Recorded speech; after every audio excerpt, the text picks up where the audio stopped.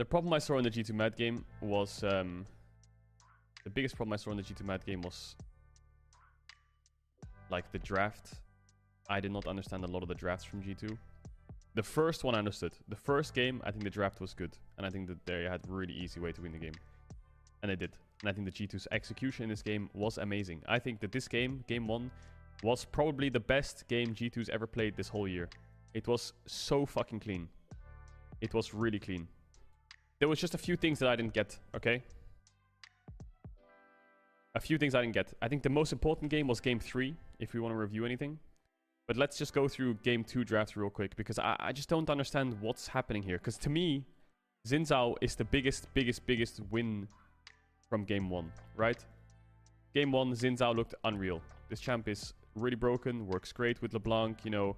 I think the first pick Lee Sin already threw me off guard.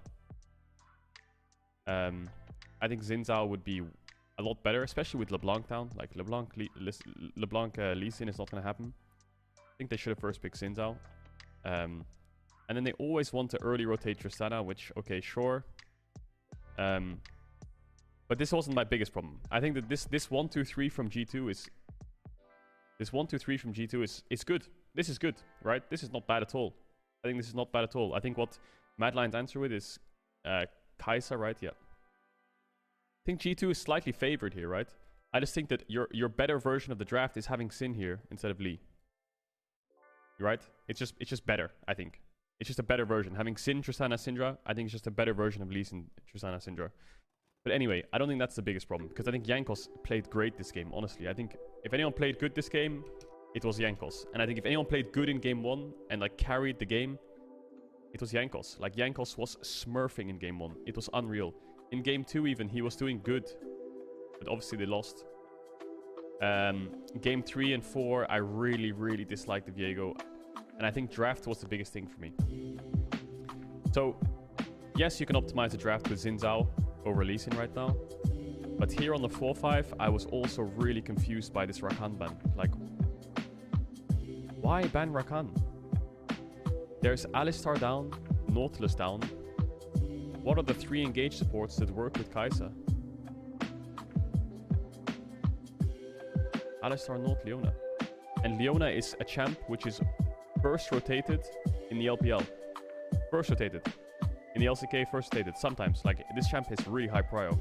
So if anything is the best champ for them, it's Leona. And then, on top of everything, the player you're against has 9 games on Leona this split. His most played is Leona by fucking miles. Every single champ here is banned out, apart from his most played. These champs are banned out. They also ban Rakan. But he's a Leona OTP, and you just give it to him. Sure, okay. And then your answer is Gragas? Surely it's better to ban Leona, give them Rakan, and then pick Gragas into Rakan. That sounds much better. Or Galio into Rakan. Or Rel into Rakan. Surely this is better, right? Surely.